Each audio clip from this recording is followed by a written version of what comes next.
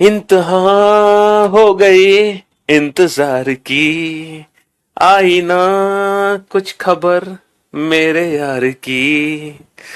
हाँ जी, जिसको चाहे पागल कर दे अपने पढ़ने के जादू से। Good evening, good evening, good evening, a very good evening all of you. Amit, Aanchal, Rishi, Sonu, Pawan, Suraj, Divya, Parul, Kajal, Alok, Shikha, Pawan, Ram, Deepika, Divya, Aradhana, Monika, Shikha, Varsha, Sujeet, Atul, Chinki, Neha, Girra, Shashikant, Kamran, Bablu, Surendra. क्या हाल है भैया आप सभी के? बढ़िया, फर्स्ट क्लास, शानदार, जानदार, एकदम झकास। क्यों भाई? तो स्वागत है आप सभी का रीजनिंग स्पेशल 88 बैच, धमाकेदार बैच में। और जैसे कि हम जानते हैं कि इस बैच में हमने अल्फाबेट से रिलेटेड काफी सारे क्वेश्चंस निपटाए हैं, काफी सारे टॉपिक्स हमने पढ़ लिए, है ना, रिलेटेड टू अल्फाबेट। तो अगर हम बात करें नंबर ऑफ टॉपिक्स की, तो सबसे पहले हमने पढ़ा था अल्फाबेटिकल सीरीज। अल्फाबेटिकल सीरीज, हालांकि अल्फाबेटिकल सीरीज का पिछले 2-3 साल से एग्जाम में क्वेश्चन पूछा नहीं जा रहा, लेकिन इस चैप्टर को पढ़ने का सबसे बड़ा फायदा हमें यह मिला था कि हमने अल्फाबेट के प्लेस की प्रैक्टिस बहुत शानदार तरीके से कर ली थी, बहुत अच्छे तरीके से, है ना। इस चैप्टर की हेल्प से हमें अल्फाबेट की नॉलेज हुई, हमें पता चला कौन सा अल्फाबेट किस प्लेस पर होता है ना, ए से डिस्टेंस, जेड से, सब कुछ हमें पता चला इस चैप्टर को पढ़ने के बाद। हालांकि पिछले 2-3 सालों से एग्जाम में क्वेश्चन नहीं बन रहे हैं, लेकिन ये जरूरी नहीं कि आपके एग्जाम में भी ना आए, क्योंकि अगर मैं 2017 के एग्जाम की बात करूं यूपीएसआई के, तो यूपीएसआई के एग्जाम में 5 क्वेश्चन आए थे 2017 में। और अगर मैं बैंकिंग एग्जाम्स की बात करूं तो बैंकिंग एग्जाम में 2 से 3 क्वेश्चन बन जाते हैं। और अगर मैं 2018 से पहले की बात करूं तो उन एग्जाम्स में 1 से 2 क्वेश्चन हमारे इस टॉपिक से बनते थे, है ना, 2018 से पहले की अगर हम बात करें तो अल्फाबेटिकल सीरीज चैप्टर अभी 2-3 सालों से नहीं आ रहा, लेकिन पहले काफी क्वेश्चंस इससे पूछे गए हैं हमारे एग्जाम में। और इस चैप्टर को पढ़ने के बाद अल्फाबेट की प्लेस की बहुत अच्छे से शानदार तरीके से हमने प्रैक्टिस कर ली। फिर हमने लेटर सीरीज टॉपिक पढ़ा, जिस टॉपिक से एक क्वेश्चन कंफर्म हमारे एग्जाम में पूछा ही जा रहा है, ठीक है, लगातार पूछा जा रहा है। इस साल भी पूछा गया था, प्री में भी पूछा गया था, मेंस में भी पूछा गया था, ठीक है जी, हाँ जी। फिर हमने पढ़ा था पेयर फॉर्मेशन, यानी कि युग्म गठन। पेयर फॉर्मेशन का एक क्वेश्चन हमारे एग्जाम में बनता है, हालांकि इस साल नहीं बना था, ठीक है। फिर हमने जो टॉपिक पढ़ा था पेयर फॉर्मेशन के बाद, हमने क्या पढ़ा था, सीधा हमने कोडिंग डिकोडिंग चैप्टर शुरू कर दिया, कोडिंग डिकोडिंग। और ये जो हमने कोडिंग डिकोडिंग चैप्टर पढ़ा है भाई साहब, इस टॉपिक से लगातार 5 से 6 क्वेश्चन हर एग्जाम में आ रहे हैं, लगातार 5 से 6 क्वेश्चन इस साल भी आए हैं, ठीक है जी, हाँ बिल्कुल आए हैं, ठीक है जी, हाँ जी। और इसके साथ मैंने एक टॉपिक और निपटाया था मैट्रिक्स, जिसका एक क्वेश्चन हमारे एग्जाम में आता था, लेकिन इस साल नहीं पूछा गया, ठीक है। कोडिंग डिकोडिंग के साथ कल हमने मैट्रिक्स भी खत्म कर दिया था। आज जो टॉपिक हम पढ़ेंगे, ठीक है, आज हम बिल्कुल छोटे छोटे से टॉपिक्स पढ़ने वाले हैं, ठीक है, छोटे छोटे टॉपिक्स जो कि अल्फाबेट से रिलेटेड हैं, ठीक है, जो कि अल्फाबेट से रिलेटेड है। तो उन टॉपिक्स की अगर मैं बात करूं तो वो टॉपिक्स होने वाले हैं, है ना, डिक्शनरी, ठीक है। डिक्शनरी की अगर हम बात करें तो एक क्वेश्चन हर बार एग्जाम में आता है, और इस साल भी एक क्वेश्चन हमारे एग्जाम में आया है, चाहे हम प्री की बात करें या मेंस की बात करें, दोनों एग्जाम में एक क्वेश्चन आया है, ठीक है, डिक्शनरी से रिलेटेड। और डिक्शनरी, और फिर हम पढ़ेंगे वर्ड फॉर्मेशन यानी कि शब्द गठन का एक क्वेश्चन एग्जाम में आता है, लेकिन इस बार नहीं आया, इस साल, ठीक है। और जंबलिंग का क्वेश्चन एक आता है, और इस साल हर सेट में एक क्वेश्चन पूछे गए हैं। ये जो मैंने लिखे हैं ना नंबर ऑफ क्वेश्चन, ये इस साल के सीजीएल 2022, ठीक है, सीएचएसएल 2022, सीजीएल सीएचएसएल 2022 में पूछे गए क्वेश्चंस हैं, प्री में प्लस मेंस में। हालांकि सीएचएसएल का मेंस अभी हुआ नहीं है, लेकिन जब सीएचएसएल का मेंस होगा तो उस मेंस में भी यहीं से क्वेश्चन बनेगा, डेफिनेटली बनेगा। ठीक है, तो अभी तक जो हमने पढ़ा है वो ये सब कुछ हमने पढ़ा है, letter series, pair formation, coding decoding, matrix, और ये 3 टॉपिक आज हम पढ़ने वाले हैं। सर आज एक ही दिन में 3 चैप्टर खत्म? सर वैसे तो आपने कोडिंग डिकोडिंग को खत्म करने में 7-8 दिन ले लिए, और आज एक ही दिन में 3 टॉपिक खत्म कर दोगे? जी हाँ, क्योंकि ये तीनों टॉपिक बहुत छोटे छोटे से टॉपिक है। जैसे कल हमने मैट्रिक्स खत्म कर दिया था, छोटा सा टॉपिक था, तो कल आखिरी के आधे घंटे में हमने मैट्रिक्स पढ़ा था, लास्ट के हाफ एन आवर में हमने मैट्रिक्स को खत्म किया था कल, है ना। आज हम ये खत्म कर देंगे, ठीक है जी। हाँ जी, तो बैंकिंग एग्जाम्स की अगर मैं बात करूं तो देखो, मेरी जो पहली क्लास है उस पहली क्लास में मैंने सारा सिलेबस बैंकिंग का बहुत अच्छे से एक्सप्लेन किया है कि बैंकिंग एग्जाम में कौन कौन से टॉपिक्स हैं, तो प्लीज आप उस वीडियो को जरूर देख लें। चलो फिर भी मैं बता देता हूं, बैंकिंग में इनमें से अल्फाबेटिकल सीरीज हमारे सिलेबस में है बैंक में, कोडिंग डिकोडिंग, पेयर फॉर्मेशन, ठीक है, बस बैंकिंग एग्जाम में इनमें से सिर्फ ये 3 टॉपिक ही हमारे सिलेबस में है, अल्फाबेटिकल सीरीज, पेयर फॉर्मेशन और कोडिंग डिकोडिंग, है ना। बाकी के ये जो टॉपिक्स हैं ये बैंकिंग एग्जाम्स में नहीं पूछे जाते हैं, ठीक है। ये जो प्री प्लस मेंस मैंने लिखा है ये सीजीएल मेंस की बात हो रही है, सीजीएल मेंस की, ठीक है। देखो हमारे जो एग्जाम के पैटर्न है ना, वो 2 ही तरीके के पैटर्न है। एक पैटर्न है हमारा बैंक, एक पैटर्न है एसएससी, और एक पैटर्न है बैंकिंग। 2 पैटर्न के एग्जाम हम देते हैं, ठीक है। एसएससी का मतलब सिर्फ एसएससी सीजीएल से नहीं है, एसएससी में बहुत सारे एग्जाम होते हैं, ठीक है। एसएससी काफी सारे एग्जाम्स को कंडक्ट कराता है, और इसके अलावा जो अदर एग्जाम्स हैं, जैसे कि हम बात करें रेलवेज, ठीक है, रेलवे की हम बात करें, हम पुलिस एग्जाम की कोई भी बात करें, एमपीएसआई, यूपीएसआई, ठीक है, या बिहार एसआई, ठीक है, हाँ बिहार एसआई की अगर हम बात करें, या हम किसी स्टेट लेवल एग्जाम की बात करें, या हम टीचिंग के एग्जाम की बात करें, या हम डिफेंस के पेपर की बात करें, या फिर हम यूपीएससी के पेपर की बात करें, है ना। तो ये जितने भी एग्जाम्स हैं ये सारे एक ही पैटर्न को फॉलो करते हैं जो एसएससी का पैटर्न है, समझ रहे हो। इसके अलावा एक दूसरा पैटर्न है बैंक, बस ये 2 ही पैटर्न है जो एग्जाम्स की हम प्रिपरेशन कर रहे हैं, ठीक है। तो इस स्पेशल बैच में आपको सब कुछ पढ़ाया जाता है, सब कुछ। हाँ जीडी की बात कर लो, किसी की बात कर लो भाई साहब, जीडी की बात कर लो। जीडी का तो अभी रिजल्ट निकला बेटा, है देख रहे हो, मतलब इतने स्टूडेंट सेलेक्ट हुए हैं, मतलब लगभग सारे बच्चे हमारे तो सेलेक्ट हो गए, ठीक है। मतलब जितने भी सेलेक्ट हुए हैं जीडी में ऑलमोस्ट 99% स्टूडेंट करियर बिल के थे, 99% स्टूडेंट। आप पूछ सकते हो अपने आसपास कौन कौन बच्चा आप एसएससी जीडी में भी सिलेक्ट हुआ है। जी, तो आज हम बहुत बेसिक बेसिक से टॉपिक शुरू करने वाले हैं, बहुत ही बेसिक बेसिक, जो कि है डिक्शनरी। अरे भाई साहब स्टेनो, आरआरबी, अगर मैं कोई नाम भूल गया हूं तो मुझे क्षमा करो, मैं यहां पे लिख देता हूं एक्सेट्रा। एक्सेट्रा मतलब जो भी एग्जाम बच गया वो सारे एग्जाम इसमें कवर हो जाएंगे, ठीक है जी हाँ। दिल्ली पुलिस जो भी एग्जाम बच रहा है वो सब इसमें कवर हो गए एक्सेट्रा में, ठीक है। अब मैं इंडिविजुअल एग्जाम का नाम छूट गया, दरोगा हो ठीक है, हाँ जी, सिपाही हो, दरोगा हो, कलेक्टर हो, सारे एग्जाम।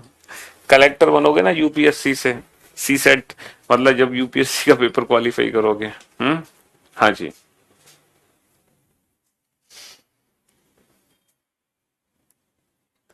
मेरे ऐप में रीजनिंग का न्यू बैच नहीं चल रहा है क्या आप? अबे ये रीजनिंग का नया बैच ही तो है, रीजनिंग स्पेशल 88, जो पिछला मार्च में स्टार्ट हुआ था, है धमाकेदार एंट्री के साथ। वीडियो हो, अरे यार अब वही बात है, हाँ हर एग्जाम में। चलिए, तो मेरे भाई मेरे दोस्त, अब आप बोर्ड पे ध्यान से देखो और ध्यान से समझने की कोशिश करना। डिक्शनरी, वर्ड फॉर्मेशन, जंबलिंग, ये 3 छोटे छोटे से टॉपिक्स हैं जिनको आज हम निपटाने वाले हैं। और अगर मैं सीजीएल मेंस की बात करूं तो बेटा हर सेट में एक क्वेश्चन डिक्शनरी का आया है, चाहे मेंस की बात करो चाहे प्री एग्जाम की बात करो, और हर सेट में एक क्वेश्चन जंबलिंग का आया है, चाहे हम प्री एग्जाम की बात करें या मेंस की बात करें, ठीक है। हालांकि वर्ड फॉर्मेशन का भी एक क्वेश्चन आता है लेकिन इस साल नहीं पूछा गया, करंट ईयर में, ठीक है। चलिए, तो सबसे पहले हम शुरू करते हैं डिक्शनरी। अच्छा, डिक्शनरी आप लोग जानते हैं डिक्शनरी क्या होती है। यहां पर जो हम डिक्शनरी की बात कर रहे हैं, यहां पर जो हम डिक्शनरी की बात कर रहे हैं बेटा, ये इंग्लिश डिक्शनरी की बात कर रहे हैं, ये हिंदी डिक्शनरी की बात नहीं कर रहे हैं, है ना। किस डिक्शनरी की बात कर रहे हैं? English dictionary. आपने देखी है कभी डिक्शनरी, या सिर्फ गूगल से ही काम चलाते हो? है सर, हम तो गूगल में ही वर्ड्स को सर्च कर लेते हैं कि इसका मीनिंग क्या है, इसका सिनोनिम क्या है, एंटोनिम क्या है। हमें तो सर आज तक डिक्शनरी की जरूरत ही नहीं पड़ी। तो भाई साहब, अगर आपने डिक्शनरी नहीं देखी है आज तक रियल लाइफ में, तो उस किताब को, डिक्शनरी जो बुकलेट फॉर्म में आती है, उसको जरूर देखना। कभी मौका मिले मार्केट में शॉप पे जाके उस डिक्शनरी को देखना जरूर। इस डिक्शनरी में जो वर्ड्स होते हैं ना, वो अल्फाबेटिकल ऑर्डर में रीअरेंज होते हैं। हम जानते हैं डिक्शनरी में जो शब्दों को रखा जाता है वो अल्फाबेटिकल ऑर्डर के आधार पर रखा जाता है। अल्फाबेटिकल ऑर्डर के आधार पर रखा जाता है, अंग्रेजी वर्णमाला क्रम के आधार पर, है ना। हाँ जी, डिक्शनरी में जो हम वर्ड्स को रखते हैं वो अंग्रेजी वर्णमाला क्रम के आधार पर रखते हैं, इंग्लिश अल्फाबेटिकल ऑर्डर के आधार पर। इंग्लिश अल्फाबेटिकल ऑर्डर मतलब ए टू जेड, यानी कि डिक्शनरी के अंदर पहले ए लेटर से स्टार्ट होने वाले सारे वर्ड्स आते हैं, फिर बी लेटर से स्टार्ट होने वाले सारे वर्ड आएंगे, फिर सी लेटर से स्टार्ट होने वाले सारे वर्ड आएंगे, फिर डी लेटर से स्टार्ट होने वाले सारे वर्ड आएंगे। तो डिक्शनरी में जो वर्ड्स रखे जाते हैं वो अल्फाबेटिकल ऑर्डर के हिसाब से रखे जाते हैं।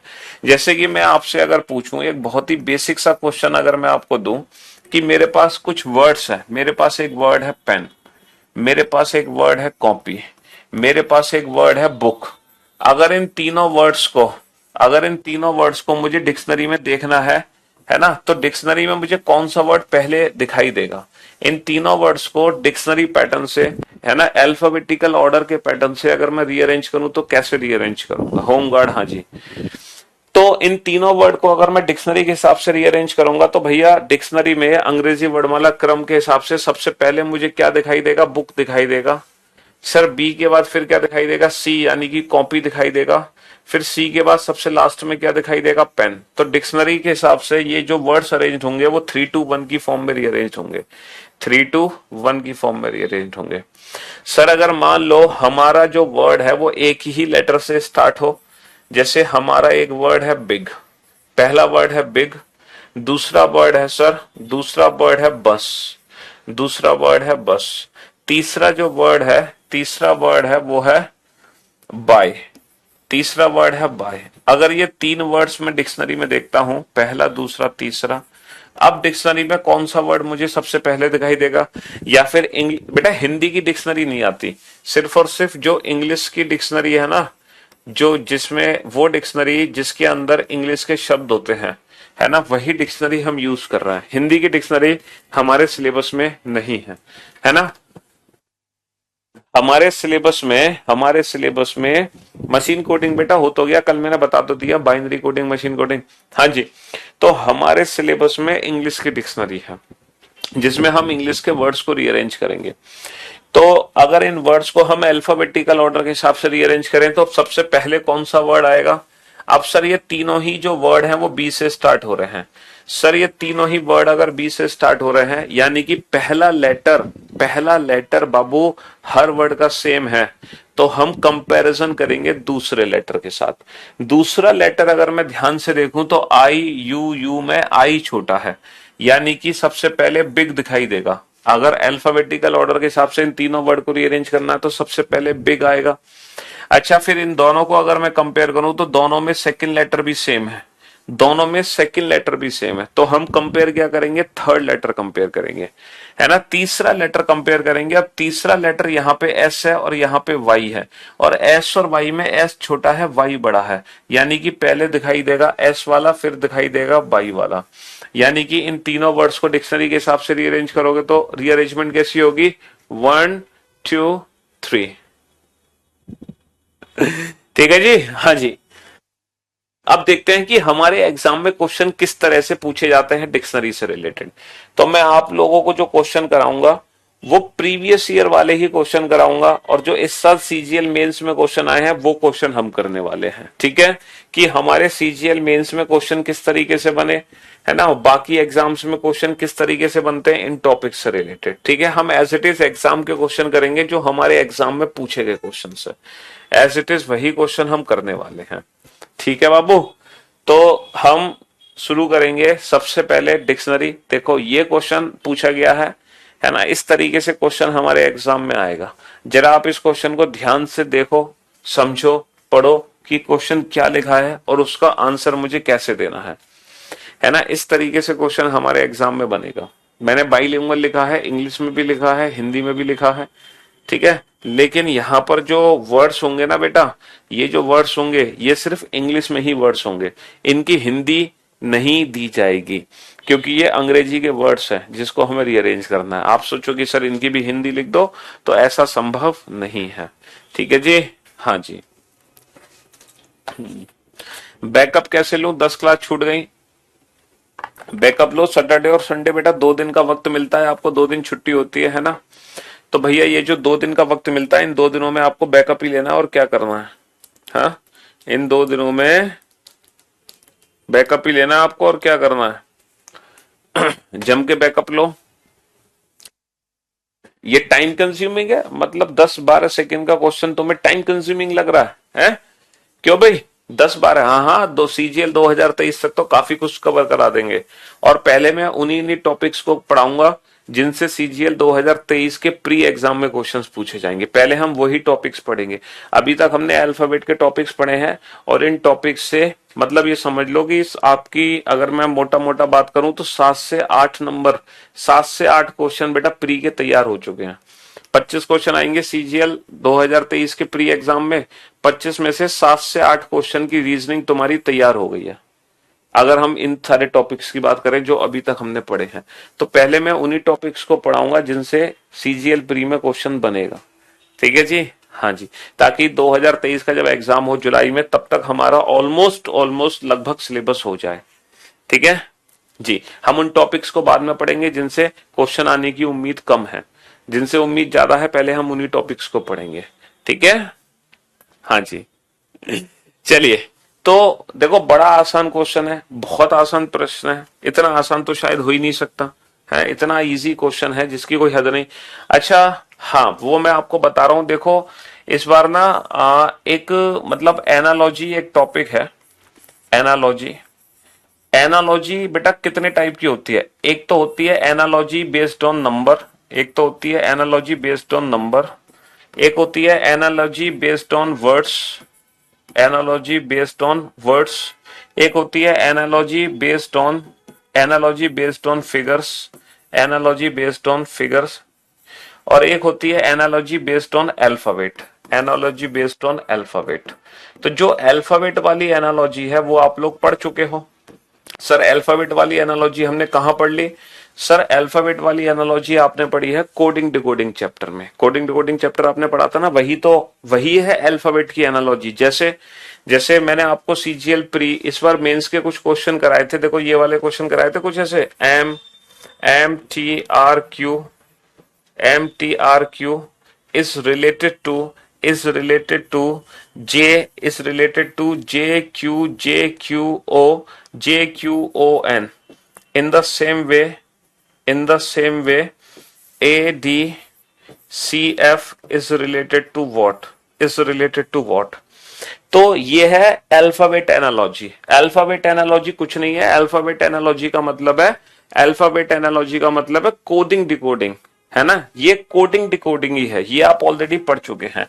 अच्छा, ये जो 3 एनालॉजी है, नंबर वाली एनालॉजी, वर्ड वाली एनालॉजी, फिगर, इस बार एनालॉजी के मैं आपको बताता हूं, हर सेट में हर जो सीजीएल सीएचएसएल का जो प्री का सेट है ना, 40 सेट है सीजीएल के, 36 सेट है सीएचएसएल के, और 4 सेट है सीजीएल मेंस के। इन सारे सेट की अगर मैं बात करूं टोटल 80 सेट की, तो लगभग 80 सेट में पता है कितने क्वेश्चन है एनालॉजी के जो इस साल एग्जाम में आए? 250 क्वेश्चन है, 250, लगभग 250 क्वेश्चन है जो इसी साल एग्जाम में पूछे गए हैं, करंट ईयर में 2022 के एग्जाम में 250 क्वेश्चन।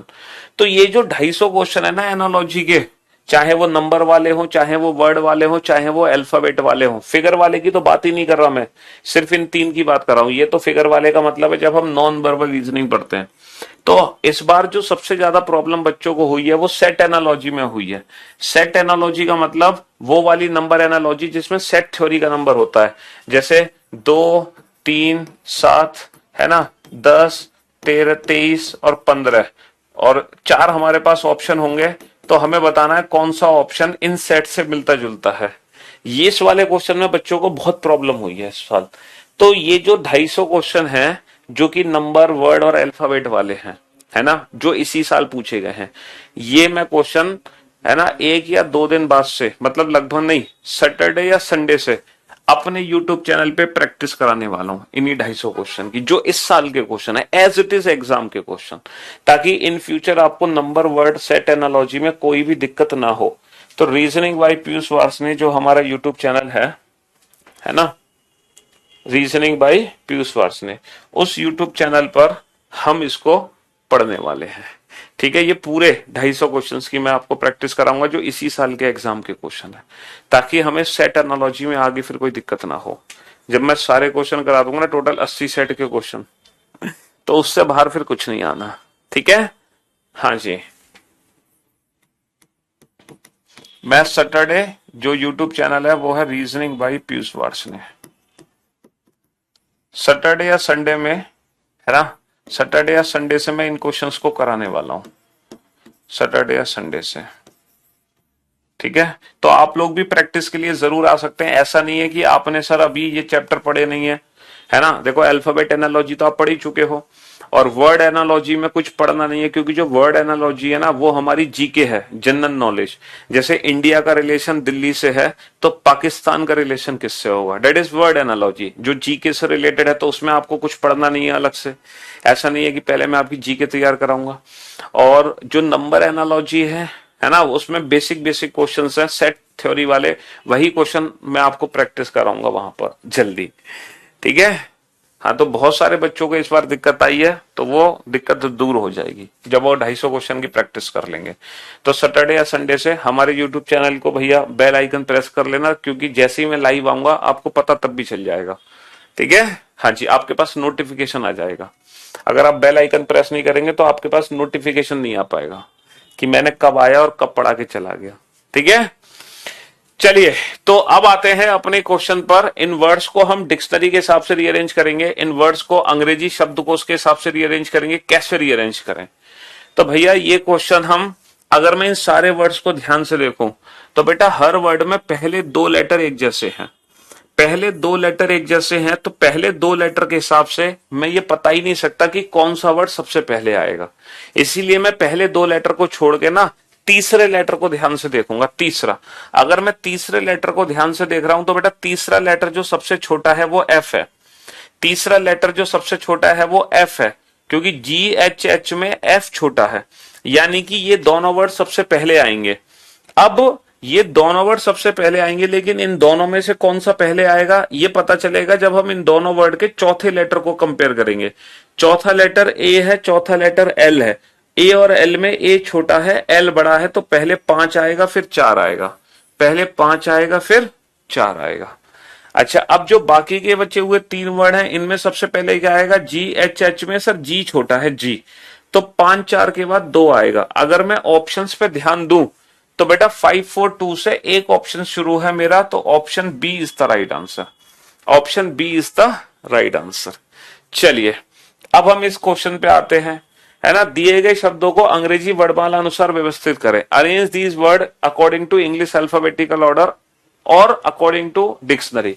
चलो, तो अगर मैं इन वर्ड्स को ध्यान से देखूं, तो पहले 2 लेटर बेटा हर वर्ड में एक जैसे हैं, पहले 2 लेटर हर वर्ड में एक जैसे हैं। अब तीसरा लेटर देखो, तीसरा लेटर सबसे छोटा क्या है सर, तीसरा लेटर सबसे छोटा सी है, यानी कि ये दोनों सबसे पहले आएंगे। लेकिन इन दोनों में भी कौन पहले आएगा ये पता चलेगा चौथे लेटर से, चौथा ओ और आर, ओ और आर में ओ छोटा आर बड़ा, तो पहले 6 आएगा फिर 5 आएगा, पहले 6 आएगा फिर 5 आएगा। अब जो बाकी के बचे हुए 4 वर्ड हैं, इनमें से सबसे छोटा कौन सा है बेटा, एफ एम एस एम में एफ छोटा है, एफ, तो 6 5 के बाद 2 आएगा। अब आप देखो कौन सा ऑप्शन स्टार्ट है 652 से।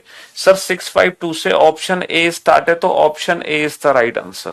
जो बाकी के बचे हुए 3 वर्ड हैं उनको हमें कंपेयर करने की जरूरत नहीं है, क्योंकि हम बाकी के ऑप्शंस को एलिमिनेट कर चुके हैं।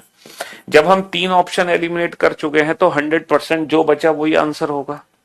ठीक है, अब ऐसा नहीं कि नहीं सर प्लीज एक बार चेक करके दिखा दो, इतना तो आसान क्वेश्चन है, एक बार थोड़ी सी दिल को तसल्ली हो जाएगी कि हाँ एकदम सही हो गया।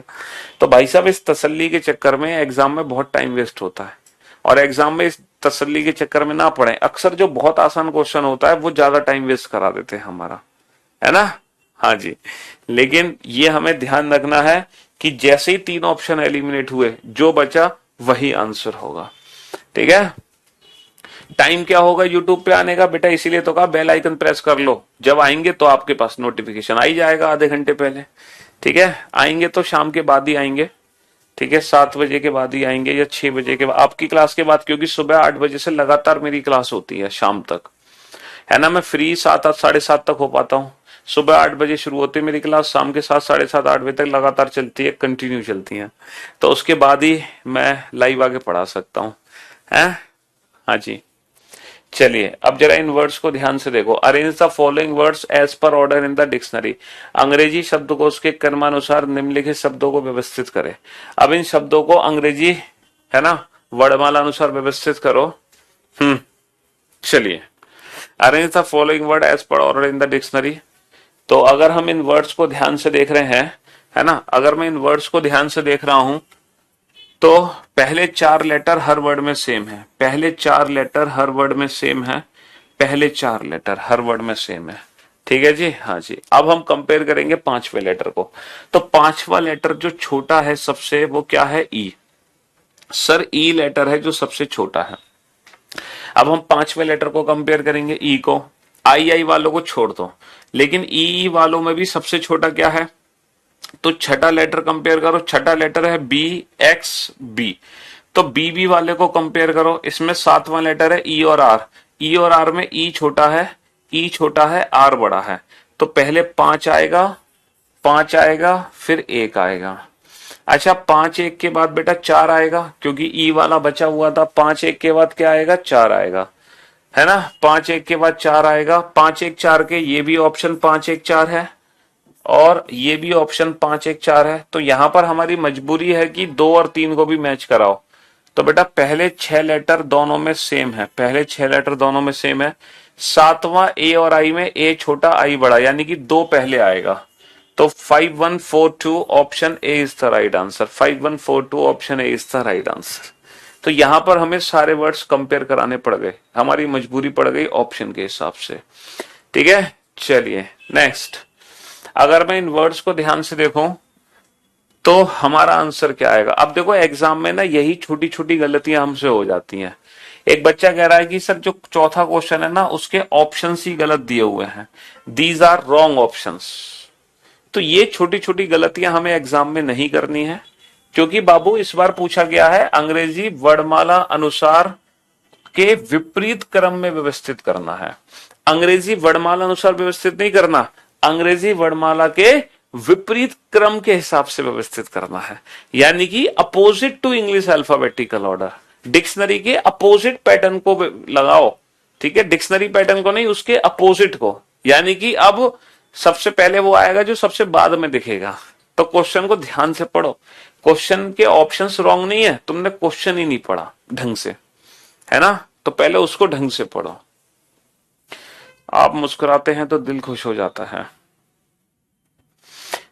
ऐप पे क्लास खत्म हो गया, कितनी देर बाद रिकॉर्डेड वीडियो देख सकते हैं, कितनी देर बाद, मुश्किल से 10-15 मिनट बाद से देखना शुरू कर दो। 10-15 मिनट बाद से देख सकते हैं, और कितनी देर बाद से देखोगे, फिर कभी भी देखो, पूरे दिन भर में देखो, कल देखो, परसों देखो, 1 साल तक देखते रहो, कितनी बार देखते रहो किसी भी वीडियो को। चलिए तो बेटा पहले मैं इसको अंग्रेजी वर्णमाला अनुसार रीअरेंज कर लूं। पहले 2 लेटर हर वर्ड में सेम है, पहले 2 लेटर हर वर्ड में सेम है, तो तीसरा लेटर सबसे छोटा क्या है, तीसरा जो लेटर सबसे छोटा है वो एफ है। तीसरा जो लेटर सबसे छोटा है वो एफ है, ठीक है जी, हाँ जी।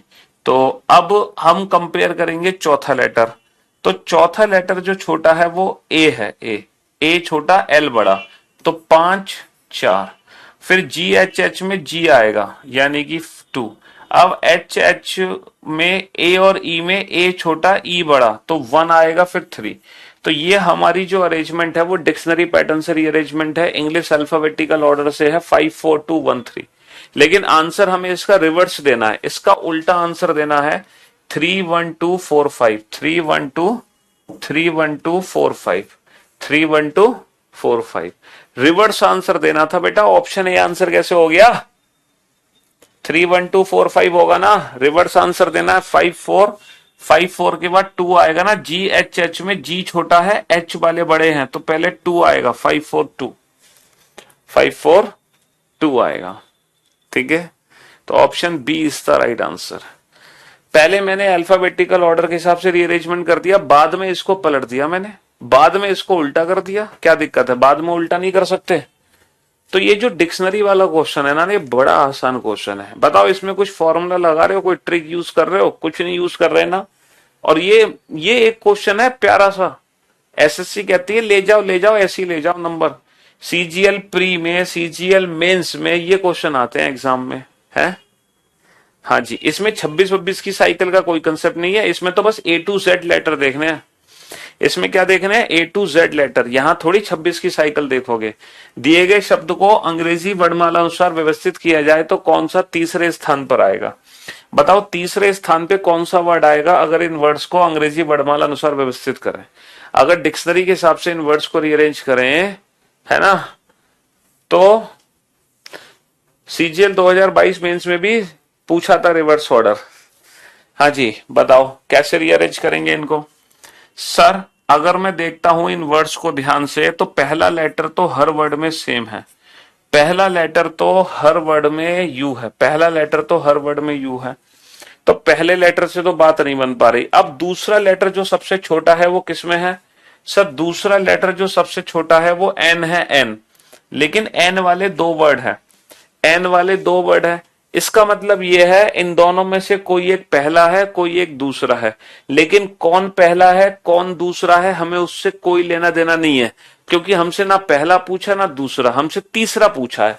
तो हमें ये पता चल गया इनमें से एक कोई पहला है कोई एक दूसरा है, लेकिन हमें उससे कोई लेना देना नहीं है। हम आगे छोड़ेंगे, हम तीसरे वर्ड को पकड़ेंगे।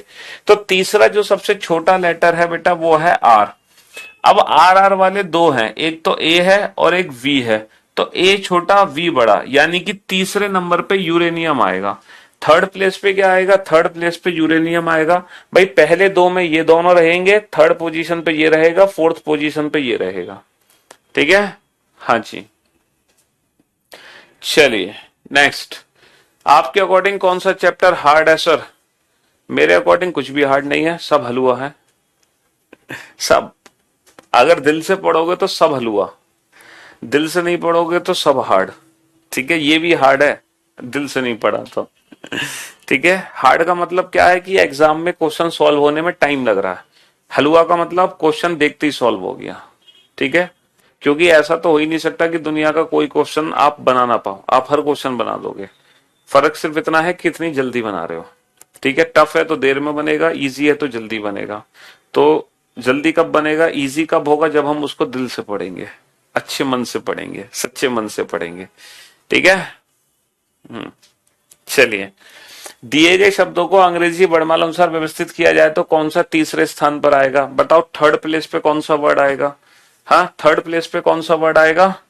अगर मैं इन वर्ड्स को ध्यान से देखूं, सर जी पहला लेटर तो हर वर्ड में एक सेम है, पहला लेटर तो हर वर्ड में सेम है। तो अब हम कंपेयर करेंगे दूसरा लेटर। अगर मैं दूसरे लेटर पर ध्यान दूं तो दूसरा लेटर जो सबसे छोटा है वो ई है, दूसरा लेटर जो सबसे छोटा है वो ई है। तो ये तो पहला हो गया। ई के बाद जो छोटा है बेटा वो है ओ, ई के बाद जो छोटा है वो ओ है। तो बेटा सेकंड थर्ड पे ये है, लेकिन ए और एम में ए छोटा एम बड़ा। तो पहला ये हो गया, दूसरे स्थान पर ये हो गया, और तीसरे स्थान पर आ जाएगा गोमती, तीसरे स्थान पर आ जाएगा गोमती। ठीक है, तो डिक्शनरी में बस यही है, इसके अलावा कुछ भी नहीं है। चलो मैं अभी एक, बिल्कुल यही है और कुछ भी नहीं है। अच्छा एक चीज मैं आपको बताना भूल गया, आज जो हम 3 टॉपिक पढ़ रहे हैं ना, आज जो मैं आपको ये 3 बेसिक से टॉपिक कराने वाला हूं, इन टॉपिक्स की एक खास बात और है। इन टॉपिक्स की खास बात यह है कि आज की क्लास की प्रैक्टिस आपको दोबारा से नहीं करनी है। आज की क्लास के क्वेश्चंस आपको अलग से भी प्रैक्टिस नहीं करने हैं। आज की क्लास इन फ्यूचर आपको कभी दोबारा रिवीजन भी नहीं करनी। मतलब आज की क्लास इतनी आसान है कि जो क्लास में पढ़ रहे हो सिर्फ वही आपके लिए काफी है। ना तो इन फ्यूचर दोबारा प्रैक्टिस की जरूरत है, ना ही दोबारा रिवीजन की जरूरत है, ना ही आज की क्लास के कोई नोट्स बनाने की जरूरत है। ठीक है, तो आज की क्लास के नोट्स भी नहीं बनाने आपको। ठीक है, हाँ जी। एक भाई साहब है जिनको समझ ही नहीं आया ये वाला क्वेश्चन, मतलब छठा क्वेश्चन नहीं समझ आया। गजब कर दिया आप तो, है गजब, कमाल कर देता तुझसे है। दिए गए शब्द को अंग्रेजी वर्णमाला अनुसार व्यवस्थित करो। देखो ये वही बच्चे हैं, ये पता है ये कौन है, ये लोग कहां से आते हैं जो ये कहते हैं सब कुछ समझाने के बाद सर समझ नहीं आया। पता है ये कौन है, लोग कहां से आते हैं? ये वो लोग हैं जो लेट क्लास ज्वाइन करते हैं, जो बिल्कुल क्लास अभी अभी ओपन करते हैं और तुरंत ओपन करते ही बोल देते हैं सर समझ नहीं आया। क्यों? ताकि इस बहाने सर रिपीट कर देंगे सब कुछ जो अभी तक सर ने पढ़ाया। इतने जूते पड़ेंगे ना तुम्हारे, सुधर जाओगे, सुधर है? In the given words are arranged according to English alphabetical order, then which of the following word will come at third place? In words को English alphabetical order के हिसाब से rearrange करो। कैसे rearrange करेंगे English alphabetical order के हिसाब से? सर English alphabetical order के हिसाब से rearrange करो। पहला लेटर हर वर्ड में सेम है, तो पहले लेटर के हिसाब से हम डिसाइड नहीं कर सकते कि कौन सा वर्ड सबसे पहले आना है। तो अब हम दूसरा लेटर देखेंगे हर वर्ड का। दूसरा लेटर सबसे छोटा कौन सा है हर वर्ड में? सर दूसरा लेटर आर है, यू है, ओ है, ओ है, आर है, ई है। तो सबसे छोटा क्या है? ई है। तो ये जो गेयर्स है ना, ये वाला वर्ड सबसे पहले आएगा, सबसे पहले। अब इसको तो हटा दो। अब जो बचे हुए वर्ड हैं उसमें देखो, उसमें दूसरा लेटर सबसे छोटा क्या है? Sir R U O, O R में ओ छोटा है ओ, लेकिन ओ वाले बेटा दो हैं, ओ वाले तो दो हैं। इन दोनों में कौन छोटा है वो पता चलेगा इन दोनों वर्ड के तीसरे लेटर को कंपेयर करके। तीसरा लेटर क्या है? ए। तीसरा लेटर क्या है? एम। तो बेटा ए छोटा है, एम बड़ा है, यानी कि ए वाला पहले आएगा और एम वाला बाद में आएगा। तो जब ये वर्ड्स डिक्शनरी पैटर्न से अल्फाबेटिकल ऑर्डर से रीअरेंज किए जा रहे होंगे तो सबसे पहले आएगा 6, उसके बाद आएगा 2, उसके बाद आएगा 5। तो थर्ड प्लेस पे कौन सा वर्ड आ गया? 5 नंबर। 5 नंबर डेट इज गोमती। तो थर्ड प्लेस पे गोमती आ जाएगा, है ना? हाँ जी, चलिए अब मैं आपको बताता हूं। अभी मेंस का ही क्वेश्चन उठा लेता हूं, ठीक है? आपको पता चल जाएगा डिक्शनरी एक मजाक है, सिर्फ और सिर्फ एक मजाक। क्या है बेटा डिक्शनरी? सिर्फ और सिर्फ एक मजाक।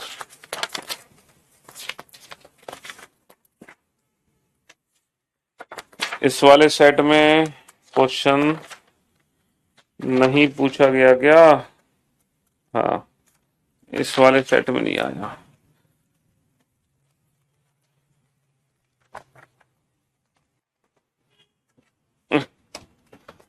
सारे सेट की हमने प्रिंट आउट हार्ड कॉपी निकलवाई थी।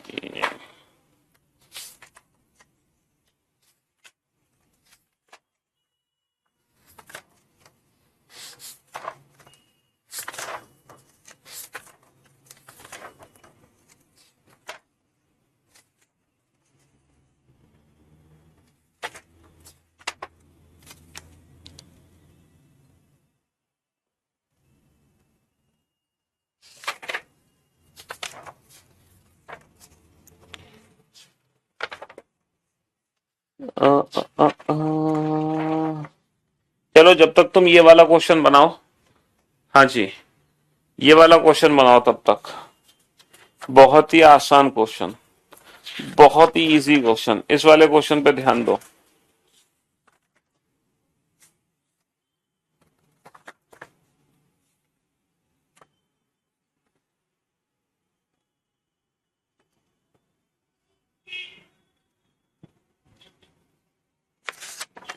हाँ जी,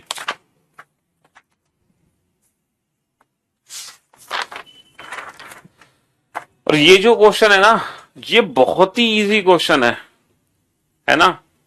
ये बहुत ही सिंपल क्वेश्चन है। वर्ड फॉर्मेशन उससे भी ज्यादा आसान क्वेश्चन है। किससे ज्यादा?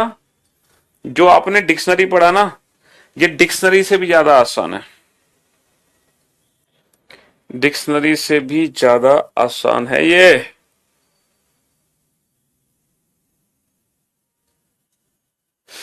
शब्द गठन में हमें ये करना है कि कौन सा वर्ड ऊपर वाले लेटर का यूज करके बनाया जा सकता है, कौन सा वर्ड नहीं बनाया जा सकता। देखो ये मिल गया, सीजीएल 2022 का क्वेश्चन है। ठीक है, क्वेश्चन है, पहला वर्ड है पॉपुलर, पहला वर्ड है पॉपुलर, दूसरा वर्ड है पॉपुलेशन, दूसरा वर्ड है पॉपुलेशन, तीसरा वर्ड है पॉपुलेस, चौथा वर्ड है पोप, पांचवा वर्ड है पोपी। और हमसे ये क्वेश्चन पूछा है, दिए गए शब्दों को अंग्रेजी शब्दकोश के अनुसार व्यवस्थित करने के पश्चात कौन सा शब्द पांचवें स्थान पर आएगा। ये क्वेश्चन है। ऐसे ही क्वेश्चन आया बेटा, दिए गए शब्दों को अंग्रेजी शब्दकोश, ये प्री का क्वेश्चन है, मेंस में तो नहीं है लेकिन प्री में है, हर सेट में है ना। अब बताओ, दिए गए शब्दों को अंग्रेजी शब्दकोश के अनुसार व्यवस्थित करने पे कौन सा शब्द है जो पांचवें स्थान पर आएगा। कौन सा शब्द है जो अंग्रेजी शब्दकोश के अनुसार व्यवस्थित करो तो कौन सा शब्द है जो पांचवें स्थान पर आएगा। पांचवें स्थान पर, फिफ्थ प्लेस पर, पांचवें स्थान पर कौन सा शब्द आएगा। तो भाई साहब अगर मैं इन वर्ड्स को ध्यान से देखूं तो पहले तीन लेटर हर वर्ड में सेम है, पहले तीन लेटर हर वर्ड में सेम है। तो चौथा लेटर कंपेयर करो, चौथा लेटर जो सबसे छोटा है वो ई है, चौथा लेटर जो सबसे छोटा है वो ई है। तो ये सबसे पहले स्थान पर आएगा, एक नंबर पे सबसे पहले यही आएगा क्योंकि चौथा सबसे छोटा ई है। अच्छा, ई से छोटा, ई से फिर अब जो बाकी के बचे हुए वर्ड्स हैं उनमें सबसे छोटा क्या है, पी, तो ये दूसरे स्थान पर आएगा। अब फिर जो बचे हुए हैं वो पहले तीन है, इनमें पहले तीन में पहले पांच लेटर, सॉरी पहले छह लेटर बेटा सेम है, पहले छह लेटर सेम है, पहले छह लेटर सेम है। तो अब देखो सातवां लेटर सबसे छोटा क्या है सर, सातवां लेटर जो सबसे छोटा है वो सी, टी आर में सी छोटा है, सी, तो ये तीसरे स्थान पर आएगा। फिर आर छोटा है तो ये चौथे स्थान पर आएगा और ये पांचवें स्थान पर आएगा। तो पांचवें स्थान पर क्या आएगा, पांचवें स्थान पर आएगा पॉपुलेशन। ठीक है, अब आप देख लो, इसमें कुछ है नहीं डिक्शनरी में इसके अलावा। वर्ड फॉर्मेशन में बेटा दो टाइप के क्वेश्चन बनते हैं। पहला क्वेश्चन बनता है, इनमें से ऐसा कौन सा वर्ड है जो ऊपर वाले लेटर का यूज करके बनाया जा सकता है, और एक क्वेश्चन बनता है, इनमें से ऐसा कौन सा वर्ड है जो ऊपर वाले लेटर का यूज करके नहीं बनाया जा सकता, नहीं बनाया जा सकता। एक आता है विच कैन नॉट बी, एक आता है विच कैन बी। अच्छा, ये क्या क्वेश्चन है, ये क्वेश्चन है which can not be formed. कौन सा वर्ड है जो ऊपर वाले लेटर का यूज करके नहीं बना सकते, जिनकी आंखों की रोशनी तेज है, जिनकी आंखें एकदम सही है, वो इस क्वेश्चन को बहुत जल्दी बनाएंगे। इसमें कोई फॉर्मूला नहीं लगाना है ना, फॉर्मूला कुछ यूज नहीं होगा इसमें, ना कोई ट्रिक यूज होगी, सिर्फ आंखों की एक्सरसाइज है। बताओ ऐसा कौन सा वर्ड है जो ऊपर वाले लेटर का यूज करके नहीं बनाया जा सकता।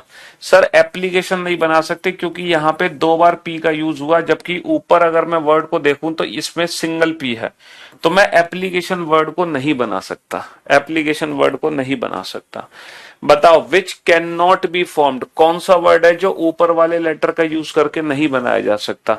इन वर्ड्स को ध्यान से देखो, बताओ कौन सा वर्ड है जो ऊपर वाले लेटर को यूज करके नहीं बनाया जा सकता। आंखों की रोशनी, आंखों की एक्सरसाइज होगी इस चैप्टर में, आपकी आंखें जल्दी जल्दी चलेंगी, आप जल्दी जल्दी लेटर्स को पहचानोगे। तो अगर मैं ध्यान से देखूं इन सारे वर्ड को, तो हम क्या नहीं बना सकते, कंट्रोल नहीं बना सकते, कंट्रोल, क्योंकि ऊपर हमारे पास क्या नहीं है, ऊपर हमारे पास आर नहीं है, ऊपर हमारे पास क्या नहीं है, ऊपर हमारे पास आर नहीं है।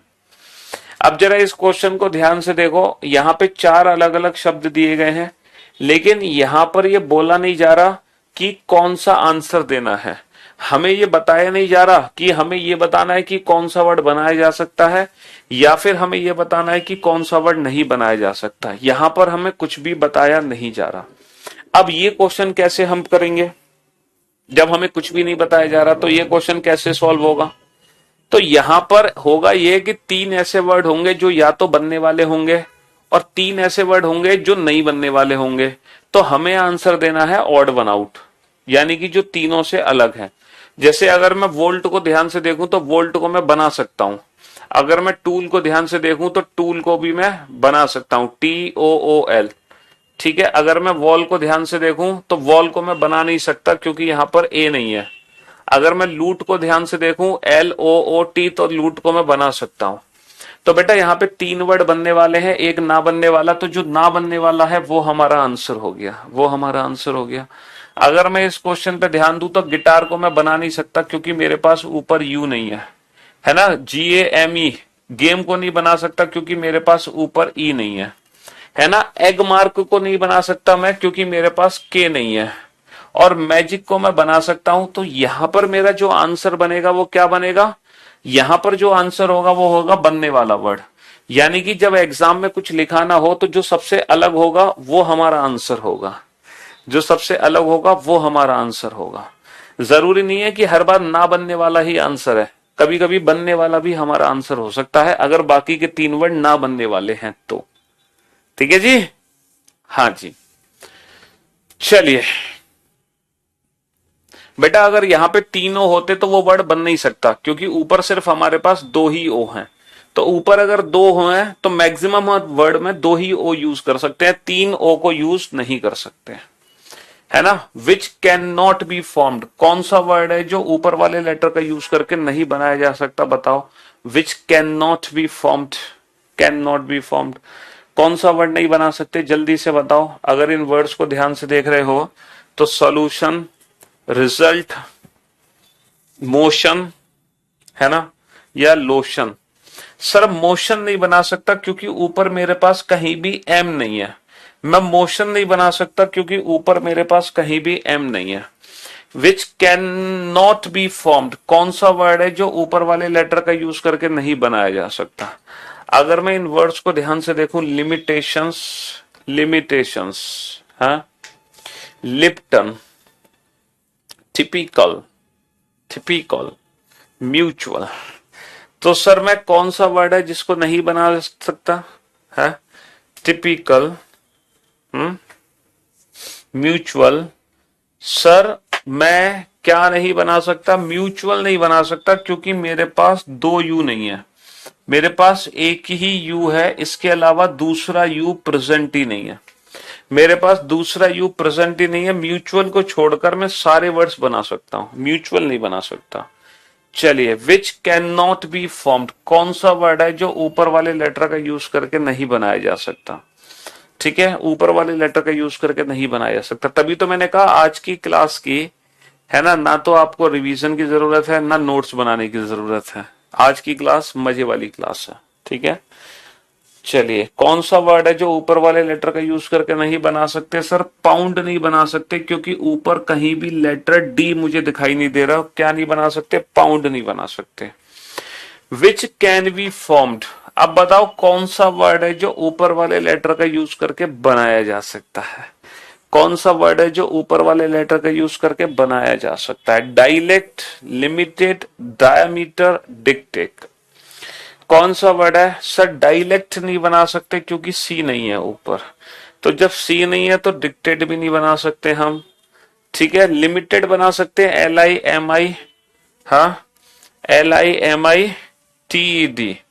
सर डायमीटर नहीं बना सकते हैं क्योंकि डायमीटर बनाने के लिए आर चाहिए, ऊपर कहीं भी आर नहीं है। तो बाकी तीनों वर्ड को छोड़कर हम इसको बना सकते हैं। विच कैन बी फॉर्म्ड, ठीक है, विच कैन बी फॉर्म्ड, कौन सा वर्ड है जो हम बना सकते हैं, कौन सा वर्ड है जो हम बना सकते हैं। Which can be formed, scot, coat, quite, esteem, है कौन सा वर्ड है जो बना सकते हैं। सर ओ तो ऊपर है ही नहीं कहीं, तो जब ओ ऊपर नहीं है तो ये दो वर्ड तो बन ही नहीं सकते, है ना। क्वाइट और एस्टीम नहीं बना सकते क्योंकि मेरे पास शायद तीन ई नहीं है, एक ही, दो ई, तीन ई नहीं है। एम नहीं है मेरे पास, एम कहीं भी एम नहीं है तो मैं एस्टीम नहीं बना सकता, तो क्वाइट तो बन ही सकता है। विच कैन बी फॉर्म्ड। तो बेटा जो कैन बी फॉर्म्ड वाला क्वेश्चन है ना, वो आपको कैसे करना है, वो भी आपको ऐसे करना है, which can not be form. पहले आपको वो वर्ड छांटने जो बन नहीं सकते, क्योंकि ना बनने वाले वर्ड छांटना बहुत आसान है, बनने वाले वर्ड छांटना थोड़ा मुश्किल है।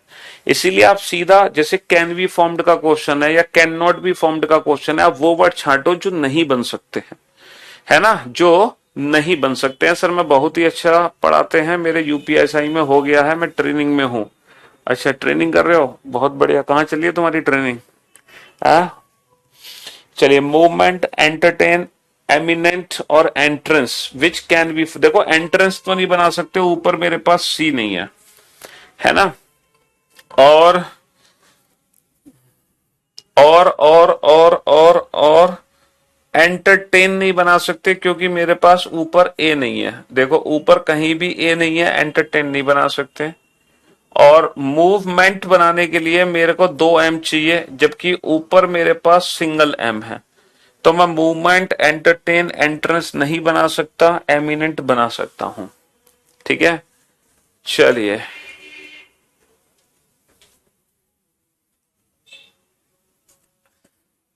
हाँ जी। नेक्स्ट, अगर मैं जंबलिंग पे ध्यान दूं बेटा, ये एक ऐसा टॉपिक है जिससे एक क्वेश्चन हमारे एग्जाम में पूछा ही पूछा जा रहा है, चाहे हम प्री की बात करें या मेंस की बात करें। ठीक है, हाँ जी, चाहे हम प्री की बात करें या मेंस की बात करें, एक क्वेश्चन बन रहा है। आपको कुछ बेटा, ये थोड़ा सा ना इंग्लिश की वोकैब पर बेस्ड है। इंग्लिश की वोकैब, थोड़ी सी ना वोकैब की हमें नॉलेज होनी चाहिए, थोड़े से वर्ड्स की हमें नॉलेज होनी चाहिए, बेसिक वर्ड्स की, है ना। हमें थोड़ा सा ना बेसिक वर्ड्स की नॉलेज होनी चाहिए, बेसिक वर्ड्स की। ठीक है, तो हमें ये बताना है, इन लेटर्स का यूज करके एक मीनिंगफुल वर्ड बनेगा। वो मीनिंगफुल वर्ड क्या होगा, वो हमें सोचना है। बताओ कौन सा मीनिंगफुल वर्ड बनेगा इन लेटर्स का यूज करके, सोच कर देखो।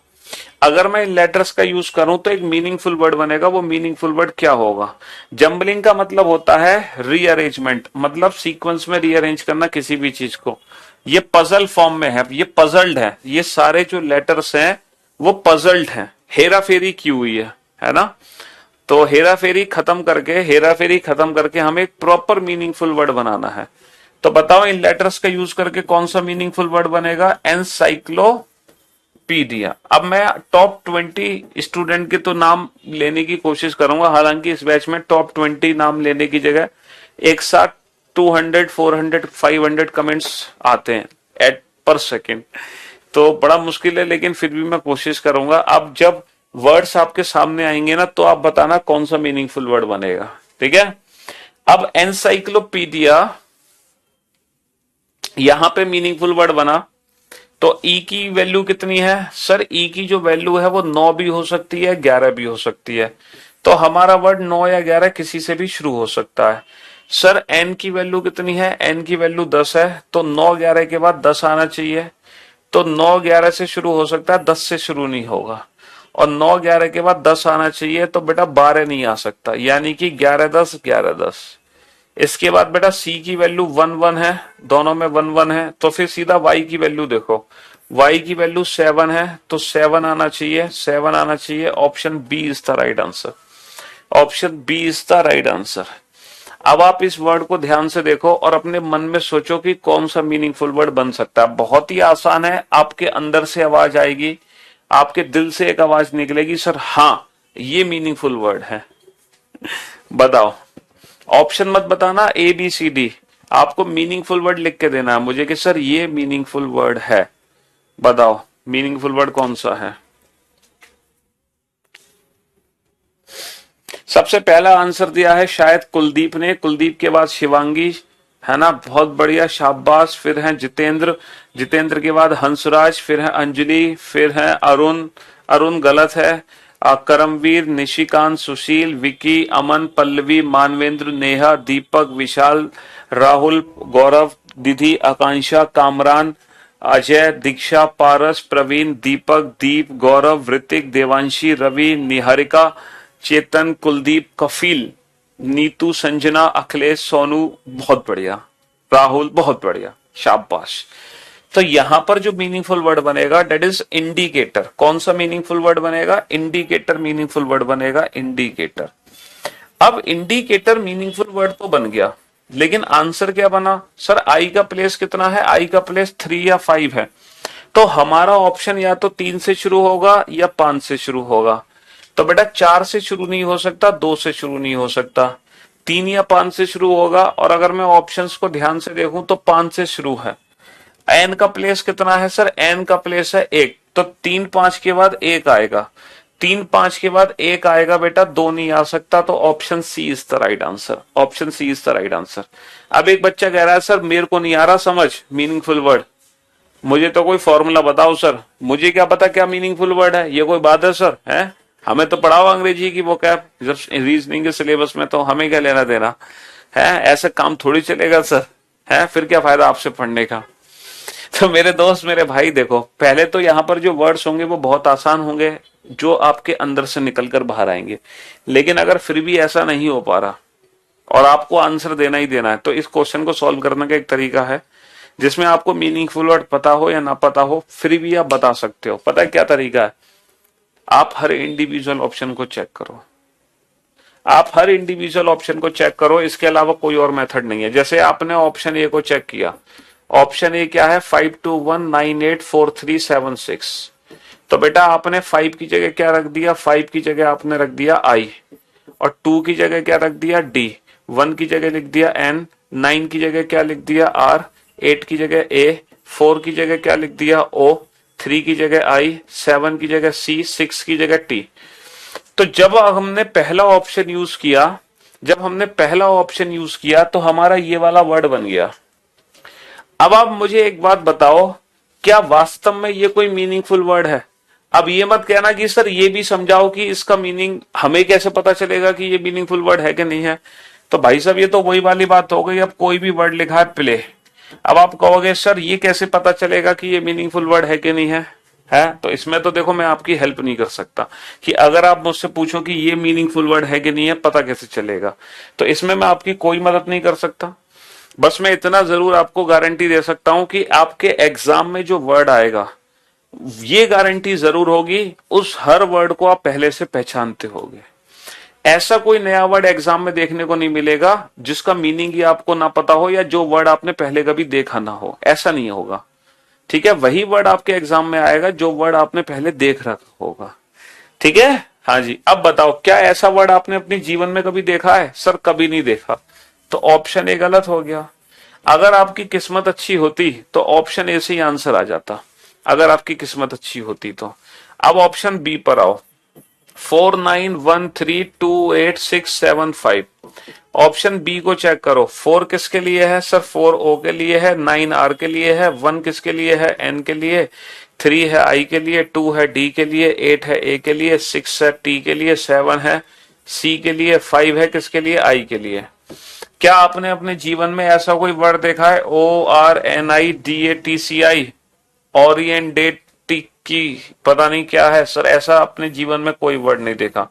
लेकिन यहाँ पे थोड़ी सी हमारी किस्मत खराब जरूर है कि हमने पहला ऑप्शन ट्राई किया, आंसर नहीं आया, दूसरा ऑप्शन ट्राई किया, आंसर नहीं आया।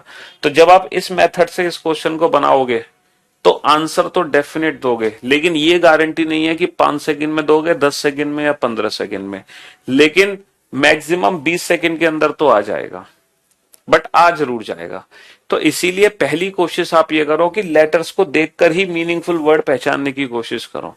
ना समझ आए तो इस मेथड को फॉलो करो। ऑप्शन सी को यूज किया आपने, 512378 649। ठीक है, 5 किसका प्लेस है? आई का, 1 किसका? एन का, 2 डी का, 3 आई का, सी का, ए का, टी का, ओ का, आर का।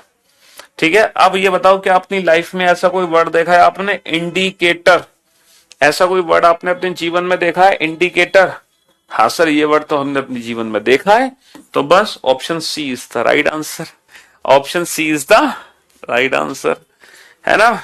चलिए साहब, तो ये है सेकंड मेथड इस क्वेश्चन को बनाने का। फर्स्ट मेथड क्या है कि आप अपने अंतरात्मा से पूछो कि वो वर्ड क्या है। आपकी अंतरात्मा जवाब ना दे तो आप इस मेथड का यूज करें। ठीक है, लेकिन मुझे पूरा यकीन है आपकी अंतरात्मा आपका साथ जरूर देगी। ठीक है, वो आपको छोड़ के नहीं जाएगी। आपकी अंतरात्मा जरूर आपको बताएगी कि मीनिंगफुल वर्ड क्या है। अब आप इन लेटर्स को ध्यान से देखो और सोचो कि इन लेटर्स का यूज करके कौन सा मीनिंगफुल वर्ड बनाया जा सकता है। हाँ जी।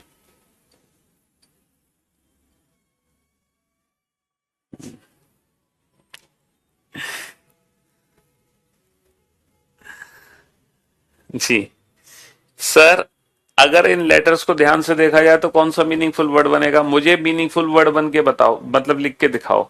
ऑप्शन मत बताओ ए बी सी डी।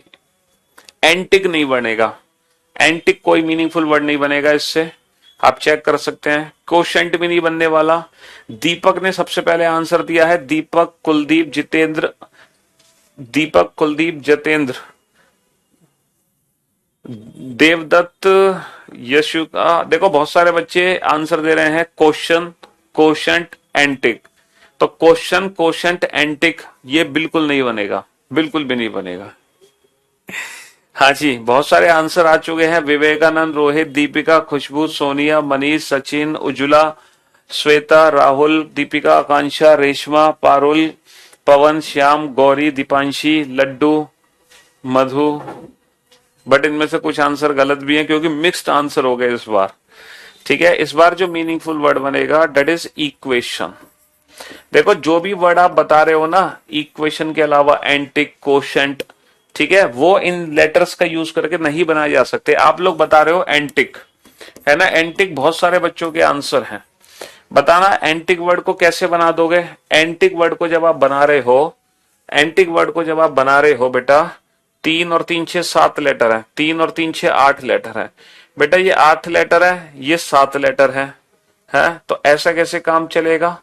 ठीक है, यहाँ पे टोटल 8 लेटर है, 8 यूज होने चाहिए। ए यूज हो गया, एन यूज हो गया, टी यूज हो गया, है ना, आई यूज हो गया, क्यू यूज हो गया, ई। लेकिन ओ का यूज किया तुमने एंटिक में, एंटिक में ओ तो यूज ही नहीं किया तुमने। आपको सारे लेटर्स का यूज करना है एक एक बार, सारे लेटर्स का। ठीक है, आपको हर एक लेटर का यूज करना है एक एक बार, हर लेटर एक एक बार आना चाहिए। यानी कि इन्हीं लेटर्स की हेराफेरी आपको करनी है। पोजीशन बेस्ड कोडिंग थी ना, पोजीशन बेस्ड कोडिंग, बस वही समझ लो। तो आंसर क्या आ गया? ई का प्लेस कितना है? 7, तो हमारा ऑप्शन बेटा 7 से शुरू होगा। क्यू का प्लेस कितना है? 5, तो 7 के बाद 5 आएगा, तो वो ऑप्शन करेक्ट होगा जिसमें 7 के बाद 5 है। तो वो ऑप्शन करेक्ट होगा जिसमें 7 के बाद 5 है। चलिए सोचो इन लेटर्स का यूज करके कौन सा मीनिंगफुल वर्ड बना सकते हैं। हाँ जी, ध्यान से देखो, मैं थोड़ा पानी पी लूं है। पता ही नहीं चलता आपकी क्लास में तो 1 सवा घंटा नॉन स्टॉप बोलने में ही निकल जाता है। चलो सोचो मीनिंगफुल वर्ड।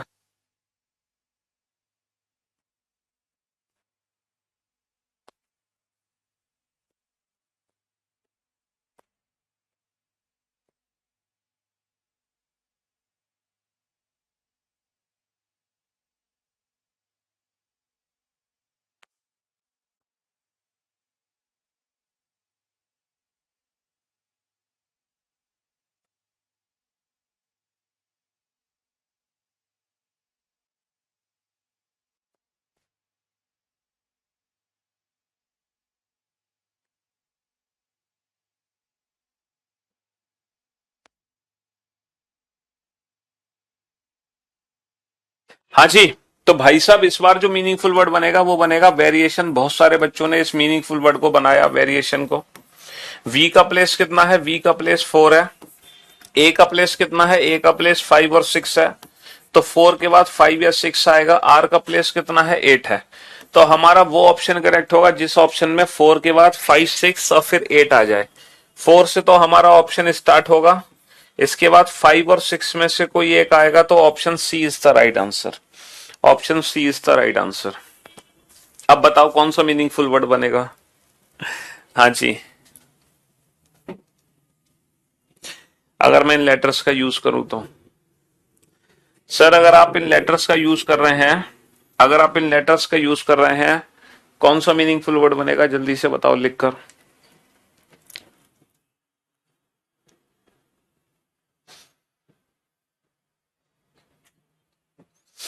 सबसे पहले इस बार आंसर दिया है सूरज ने, कॉन्ग्रेचुलेशन, आपको मिलता है 51,000 रुपए का उधार इनाम। सेकंड पोजीशन पर है कुलदीप 31,000 रुपए के साथ। थर्ड पोजीशन पर तो अब 500 कमेंट आ गए एक साथ ही। नेहा, महेश, हंसराज, कामरान, शिवांगी, राम, आवेद, नेहा, कुलदीप, पवन, रवि, अजय, आनंद, सूरज, दीपिका, आंचल, निश्चल, राहुल, इंद्रदेव, मनीष, उज्ज्वला, पूलापल्ली, कोमल, प्रियांशु, श्वेता, आवेद। चलिए बहुत बढ़िया। स्ट्रेंजर, तो इस बार जो मीनिंगफुल वर्ड बनेगा हमारा वो बनेगा स्ट्रेंजर। बेटा एस का प्लेस कितना है? एस का प्लेस 7 है, 7 है। टी का प्लेस कितना है? टी का प्लेस 5 है, 5 है। तो हमारा ऑप्शन 7-5 से स्टार्ट होगा। 7-5 से एक ही option started S is B option. बताओ इन लेटर्स का यूज करके कौन सा मीनिंगफुल वर्ड बनेगा? हाँ जी, इन लेटर्स का यूज करके कौन सा मीनिंगफुल वर्ड बनेगा? जल्दी से बताओ फटाफट से।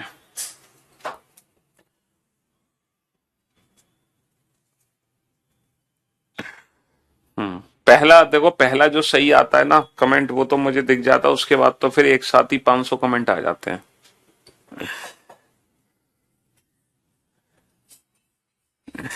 इस बार जो मीनिंगफुल वर्ड बनेगा वो बनेगा बहुत बढ़िया। हंसराज ने सबसे पहले बाजी मारी है, फिर संजना है, शिवांगी है, आनंद, नेहा, विकी, नम्रता, राम, आवेद, उज्जवल, चेतन, रवि, सोनाली। बहुत बढ़िया। इस बार जो मीनिंगफुल वर्ड बनेगा वो बनेगा प्रिजन। कौन सा बनेगा? प्रिजन। पी का प्लेस कितना है? 4। आर का प्लेस कितना है? 2। ठीक है, 4-2 से हमारा ऑप्शन स्टार्ट होगा। 4-2 से एक ही ऑप्शन स्टार्ट है, ऑप्शन बी। 4-2 से एक ही ऑप्शन स्टार्ट है, ऑप्शन बी। हाँ जी, अब बताओ इन लेटर्स का यूज करके कौन सा मीनिंगफुल वर्ड बनेगा? जल्दी से।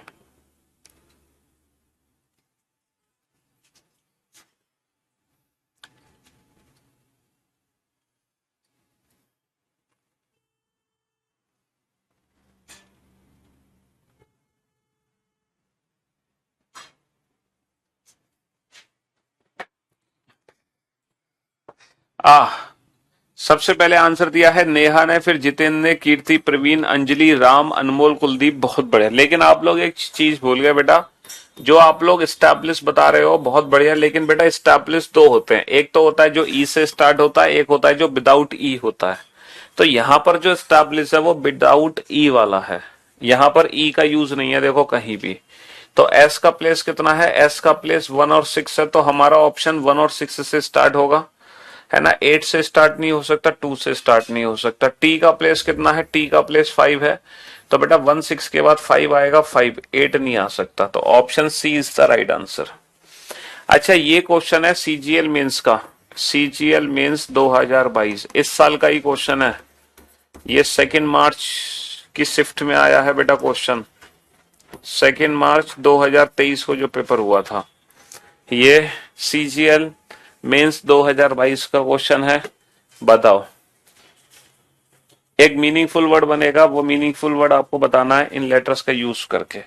हालांकि जब ये लेटर्स इस तरह से लिखे थे तो मीनिंगफुल वर्ड बनाना थोड़ा सा आसान था, लेकिन इस बार जब क्वेश्चन पूछा गया तो इस पैटर्न से पूछा गया। अब यहां पर मीनिंगफुल वर्ड बनाना हमारी आंखों में जच नहीं रहा, लेकिन फिर भी सबसे पहले आंसर दिया है संजीवनी ने। संजीवनी के बाद आंसर आया है अमर, अमर का। फिर तो बहुत सारे बच्चे हैं, सोनाली, राज, पल्लवी, चोकर, मोंटू, योगेश, योगेंद्री, रवि, लाल, बाबू, नेहा। बहुत बढ़िया, शाबाश। कौन सा मीनिंगफुल वर्ड बनेगा सर? अब की बार जो मीनिंगफुल वर्ड बनेगा वो है स्टूडेंट, है ना। स्टूडेंट थोड़ा सा कंफ्यूजिंग इसलिए क्योंकि इस बार सीजीएल में इस तरीके से लिख दिया, E = 1, N = 2, T = 3, तो थोड़े से कंफ्यूज हो गए बच्चे इस बार। तो S का प्लेस कितना है बेटा? S का प्लेस है 4। T का प्लेस कितना है? T सर तीसरा भी है, T सर 5वां भी है, तो T का नंबर 3 या 5 दोनों हो सकता है। तो 4 के बाद या तो 3 आएगा या 5। 4 से शुरू होगा बेटा, 4 के बाद 3 आएगा, फिर 3 के बाद पक्का 7 आएगा, फिर सीधा चौथा लेटर चेक करो, चौथा लेटर D। D का प्लेस कितना है? 6, यानी कि 6 आएगा। चौथा लेटर क्या आएगा? चौथा लेटर 6 आएगा, तो option B is the right answer, है ना। हाँ जी, ये भी सीजीएल मेंस का ही क्वेश्चन है। बताओ ये भी सीजीएल मेंस का क्वेश्चन है ना। कौन सा मीनिंगफुल वर्ड बनेगा इन लेटर्स का यूज करके। अगर आपको बेटा मीनिंगफुल वर्ड नहीं समझ आ रहा तब आप इंडिविजुअल लेटर का इंडिविजुअल ऑप्शन का यूज कर सकते हैं। ठीक है, इंडिविजुअल ऑप्शन का यूज कर सकते हैं। आप ऑप्शन ए को चेक कर सकते हैं, ऑप्शन बी को चेक कर सकते हैं। बताओ क्या मीनिंगफुल वर्ड बनेगा। हाँ जी सर, यहाँ पे जो मीनिंगफुल वर्ड है वो है पेंसिल। कौन सा मीनिंगफुल वर्ड है, पेंसिल। पी का प्लेस कितना है, 2। ई का प्लेस कितना है, ई का प्लेस है 4। तो बेटा 2 4 से ऑप्शन शुरू होगा। और एन का प्लेस कितना है, 6। 2 4 6 से शुरू होगा। और सी का प्लेस कितना है, 3। 2 4 6 3, 2 4 6 3। और फिर पेंसिल पूरा ही लिखवा दिया इस बार तो इसने ऑप्शन ने। 2 4 6 3 5 1, 2 4 6 3 5 1, 2 4 6 3 5 1 पेंसिल। ठीक है जी। हाँ जी, ये भी सीजीएल मेंस का ही क्वेश्चन है तुम्हारा, ये भी सीजीएल मेंस का ही क्वेश्चन है। ठीक है, हाँ जी, जो अभी मार्च में पेपर हुआ, ये सारे क्वेश्चन मेंस वाली ऐड कर दिए मैंने। अब बताओ इन लेटर्स का यूज करके कौन सा मीनिंगफुल वर्ड बनेगा। अब देखते हैं सबसे पहले कौन बताएगा वो मीनिंगफुल वर्ड। हाँ सर, ये मेरे एग्जाम का फर्स्ट क्वेश्चन था। हाँ मैंने बोला ना मेंस का क्वेश्चन है। चलिए फटाफट से। अरे वाह, श्वेता ने सबसे पहले बाजी मारी है इस बार। श्वेता के बाद है राज, नाम तो सुना ही होगा। फिर है विनय, सोनम, रवि, रघुराज, अमृता, लाल बाबू, नेहा, अनमोल, रघुराज, सोनू, विवेरे। बहुत बढ़िया। इस बार जो मीनिंगफुल वर्ड बनेगा डेट इज पजल। कौन सा मीनिंगफुल वर्ड बनेगा, पजल बनेगा। पी का प्लेस कितना है, 4, 4 लिख दिया। यू का प्लेस कितना है, 5, 5 लिख दिया, है ना। जेड का प्लेस कितना है, सर जेड का प्लेस 2 भी है 6 भी है। तो 4 5 के बाद है ना, या तो 2 आएगा या 6 आएगा। 4 5 के बाद 1 नहीं आ सकता। 4 5 के बाद या तो 2 होगा या 6 होगा। Option D is the right answer. ये भी सीजीएल मेंस का ही क्वेश्चन है तुम्हारा, समझ रहे हो। ये भी मेंस का ही क्वेश्चन है। हाँ जी, अब बताओ इन लेटर्स का यूज करके कौन सा मीनिंगफुल वर्ड बनेगा। सोचो। हिंट आप ऑप्शन से भी ले सकते हो। अच्छा, आप क्वेश्चन को एक काम और कर सकते हो, आप इंडिविजुअल ऑप्शन की मदद ले सकते हो। पता है कैसे, जैसे यहाँ पे 4 1 लिखा है, तो 4 क्या है, सी, 1 क्या है, आर। तो सोचो सी आर से कुछ बनेगा। 4 3 लिखा है, 4 3। सी ए से कुछ बनेगा, सोचो 7 2। 7 2 क्या है, 7 2। यानी कि वीई से कुछ बनेगा, वीई से। और 4 1 क्या है, सी आर। सोचो सी आर से कुछ बनेगा, यहां पर है सी आर से, वीई से, सी ए से कुछ बनेगा। अरे यार तुम्हारे कमेंट्स ही बंद हो गए। 6:15 टाइम अप है, क्यों भाई। तो यहां पर जो मीनिंगफुल वर्ड बनेगा वो बनेगा क्रिएटिव। क्रिएटिव हमने लिखा क्रिएटिव। हम ऐसे भी मदद ले सकते हैं पूरा ऑप्शन लिखने की जगह। सी का प्लेस कितना है, 4। आर का प्लेस कितना है, 1। ठीक है, ई का प्लेस कितना है, ई 2 भी है, ई 8 भी है, 2 भी है और 8 भी है, 8 और 2। ए का प्लेस कितना है, 3 है। टी का प्लेस कितना है, 5 है।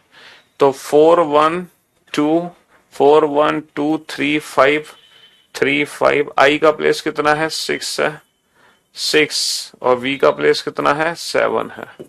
तो option A is the right answer. अच्छा, अब हम चलते हैं अगले क्वेश्चन की तरफ। शिट यार, ये क्या कर दिया, इनकी हिंदी थी, हिंदी कहां गायब कर दी बच्चे ने।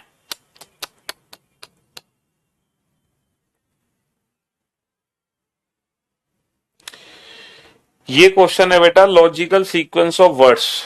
इन शब्दों को लॉजिकल सीक्वेंस में रीअरेंज करना है। किस में रीअरेंज करना है, लॉजिकल सीक्वेंस में रीअरेंज करना है। एक मीनिंगफुल वर्ड बनेगा, उस सीक्वेंस में इनको रीअरेंज करना है। ठीक है, इनको लॉजिकल सीक्वेंस में क्या करना है, रीअरेंज करना है हमें। ठीक है, जैसे ये है घर, इसकी हिंदी में लिख देता हूं घर। अब ये क्वेश्चन थोड़ी सी ना जनरल नॉलेज पे बेस्ड है। घर, कमरा, जिला, घर, कमरा, जिला, सड़क, घर, कमरा, जिला, सड़क और कस्बा। घर, कमरा, जिला, सड़क और कस्बा। ठीक है, घर, कमरा, जिला, सड़क और कस्बा। ठीक है जी। एक मीनिंगफुल वर्ड में रीअरेंज करना है, एक लॉजिकल ऑर्डर में इन शब्दों को रीअरेंज करना है, लॉजिकल ऑर्डर में। तो जब मैं इन वर्ड्स को ध्यान से देखूंगा तो भाई साहब सबसे पहले क्या आएगा? सर सबसे पहले क्या आएगा?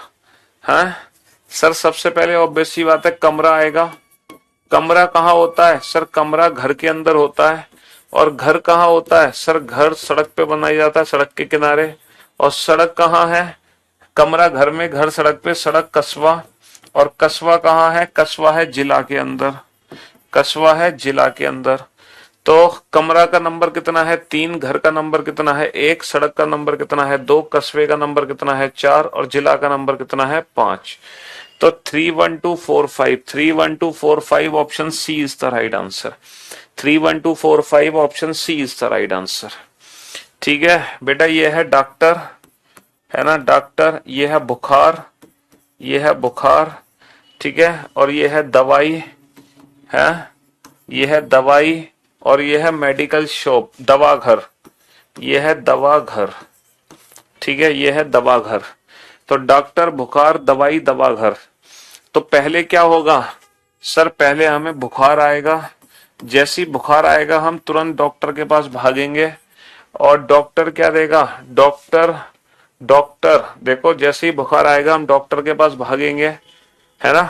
और डॉक्टर हमें कहाँ भेज देगा? मेडिकल शॉप पर। डॉक्टर हमें मेडिकल शॉप पे भेज देगा दवाई लेने के लिए कि जाओ भैया मेडिसिन ले लो। तो बुखार, डॉक्टर, मेडिकल शॉप, मेडिसिन। ठीक है। पल्प यानी कि लुगदी, पल्प यानी कि लुगदी। पेपर यानी कि कागज, है ना। पब्लिश यानी कि प्रकाशन। प्रिंट यानी कि प्रकाशित। और परचेस यानी कि खरीद। परचेस यानी कि खरीद। थोड़ी सी नहीं नहीं नहीं, प्रकाशन और प्रकाशित में हमने गड़बड़ कर दी। प्रिंट और पब्लिश, प्रिंट माने छापना, और ये कर दो प्रकाशन या प्रकाशित। हाँ जी। तो आप लोग जानते हैं कि पल्प लुगदी क्या है? अच्छा, आप लोगों के ऑप्शंस चालू हो गए, कमेंट्स, बहुत बढ़िया। चलो, आप लोग जानते हैं कि पल्प डेट इज लुगदी क्या होती है? लुगदी वो होती है जिससे कागज बनाया जाता है। एक गुदा टाइप होता है पल्प, लुगदी, है ना, जिससे हम कागज तैयार करते हैं। लकड़ी का होता है वो, लकड़ी का, है ना, लकड़ी का बुरादा टाइप होता है जिससे हम कागज तैयार करते हैं। तो पहले पल्प होता है, लुगदी। और पल्प से क्या बनता है? पल्प से पेपर बनता है। पल्प से पेपर बनेगा। पल्प से पेपर बनेगा तो 1 के बाद 3 आएगा। 1 के बाद 3 आएगा। Option A is the right answer. Paper, paper की होगी प्रिंटिंग, प्रिंटिंग होगा पब्लिश, पब्लिश होगी फिर परचेस, है ना। पहले कागज बनेगा, फिर छपेगा, फिर प्रकाशित होगा, फिर उसकी खरीद होगी। ठीक है, चलिए साहब। सीड यानी कि बीज, सीड यानी कि बीज। प्लांट यानी कि पौधा, प्लांट यानी कि पौधा। फ्रूट यानी कि फल, फ्रूट यानी कि फल। और फूड यानी कि भोजन, फूड यानी कि भोजन। बीज, पौधा, फल, भोजन, है ना। बीज, पौधा, फल, भोजन। ठीक है जी। अच्छा, अब जरा ध्यान दो, पहले क्या आएगा? सर पहले बीज आएगा, बीज। और बीज से क्या बनेगा? सर बीज से बनेगा पौधा, है ना। पौधे, पौधे में क्या निकलेंगे? पौधे में फल निकलेगा, और फल बनेगा हमारा भोजन। यही तो लॉजिकल सीक्वेंस है इन वर्ड्स का। बीज का नंबर है 1, पौधा का नंबर है 3, फल का नंबर है 2, और भोजन का नंबर है 4। 1324, 1324 option C is the right answer. चलिए, लकड़ी, हाँ जी, लकड़ी, लकड़ी, कारखाना, छपाई, किताब, कागज। लकड़ी, कारखाना, छपाई, किताब, कागज। तो भैया सबसे पहले क्या लोगे? सबसे पहले लकड़ी लेंगे, हाँ जी, सबसे पहले लकड़ी लेंगे, लकड़ी को कहाँ भेजेंगे? कारखाने में भेजेंगे। लकड़ी को कहाँ भेजेंगे? कारखाने में भेजेंगे। कारखाने में क्या बनेगा? कारखाने में बनेगा कागज। कारखाने में क्या तैयार होगा? कागज तैयार होगा। 134 का कौन सा ऑप्शन है ना? कागज की छपाई होगी फिर किताब बन जाएगी। कागज की छपाई होगी फिर किताब बन जाएगी। कागज की छपाई होगी फिर किताब बन जाएगी। हाँ जी, विंडोज। यानी बस बेटा दो दो क्वेश्चन और रह गए। खिड़की, दीवार, फर्श, फर्श, नींव, छत, कमरा। हम्म। हाँ जी, पहले क्या होगा? पहले खिड़की है, दीवार है, फर्श है, नींव है, छत है या कमरा है? ये बताओ सर। सबसे पहले खिड़की, दीवार, फर्श, नींव, छत या कमरा? फटाफट से। सर ऑब्वियसली बात है, सबसे पहले नींव खुदती है। आपको पता है ना, जब घर बनता है तो सबसे पहले नींव डलती है। और जब नींव डलती है, करंट आ गया भाई हमारे बोर्ड में है। जब नींव डलती है तो नींव पे क्या खड़ी होती है? नींव पे दीवार खड़ी होती है। बोर्ड भी बुरा मान गया, कितनी देर पढ़ाओगे? सुबह 8 बजे से मुझे चालू किया हुआ है। जब नींव खुदती है तो फिर दीवार खड़ी होती है नींव पर, है क्यों भाई? और फिर दीवार में निकाली जाती हैं खिड़कियां। दीवार में निकाली जाती हैं खिड़कियां। दीवार में निकाली जाती हैं खिड़कियां। 4-1 का कौन सा ऑप्शन है? Option B. फिर खिड़कियों के बाद डाली जाती है छत। छत के बाद डाला जाता है फर्श। सबसे लास्ट में फर्श डलता है और फिर कमरा बन के आखिर में तैयार होगा। फिर कमरा बन के आखिर में तैयार हो जाएगा। चलिए साहब,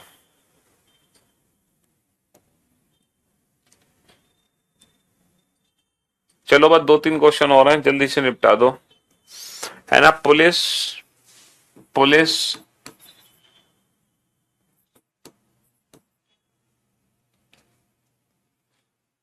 पनिशमेंट यानी कि सजा, और अपराध, न्याय, फैसला। सर सबसे पहले क्या होगा, है ना? सबसे पहले क्या होगा? बस बेटा 2 मिनट और दे दो मेरे को, है? सबसे पहले क्या होगा सर? सबसे पहले अपराध होगा। सबसे पहले अपराध होगा। अपराध होते ही पुलिस आ जाएगी। अपराध होते ही पुलिस आ जाएगी और पुलिस तुरंत हमें पकड़ के कोर्ट ले जाएगी। हालांकि पुलिस पकड़ के कोर्ट नहीं ले जाती है, तुड़ाई करने ले जाती है। और कोर्ट में फैसला सुनाया जाएगा। फैसला हो जाएगा सजाए मौत ठीक है, फैसला होगा सजाए मौत। 3-1-4-5-2। चलिए नेक्स्ट बेटा। अच्छा, अब हालांकि इसकी अगर मैं हिंदी लिखता तो हिंदी से आप ये समझ जाते। अब इसकी हिंदी तो एग्जैक्टली मुझे खुद ढंग से नहीं पता, लेकिन जब मैं क्लास पीएनजी अपलोड कर दूंगा तो इसकी हिंदी में लिख दूंगा। क्योंकि इनको शिशु अवस्था, शैशा अवस्था, बाल्यावस्था, किशोरावस्था, जैसे इसको किशोरावस्था कहते हैं, इसको शिशु अवस्था कहते हैं, इसको बाल्यावस्था कहते हैं। ये बचपन हो गया, इस तरह का है। ठीक है, ये शायद शिशु अवस्था है, शिशु अवस्था, और ये शायद किशोरावस्था है, किशोरावस्था, और ये बचपन है, और ये शायद बाल्यावस्था है, बाल्यावस्था। ऐसी कुछ हिंदी है। और बेबीहुड को किशु बाल्या, ऐसी कुछ है इसकी, मैं लिख दूंगा इसकी हिंदी। ठीक है, लेकिन हमें पता है सबसे पहले इन्फेंट आता है। इन्फेंट का मतलब होता है छोटा बेबी, क्यूट बेबी, है ना? 0 to 3 months, 0 to 6 month, जब छोटा सा बच्चा होता है इन्फेंट। इन्फेंट के बाद आता है बेबीहुड। बेबीहुड कह देते हैं 1-2 साल के बच्चे को, है नन्ना सा मुन्ना बच्चा हो, 1-2 साल का हो, 6 से, मतलब 0 to 6 month आ गया, 0 to लगभग 6 month आ गया इन्फेंट। ठीक है, और लगभग हम मान सकते हैं 6 month to 6 month to 1 year मान लो, या 2 इयर्स मान लो, ये बेबीहुड आ गया। और फिर आ गया 1 ईयर टू 1 ईयर टू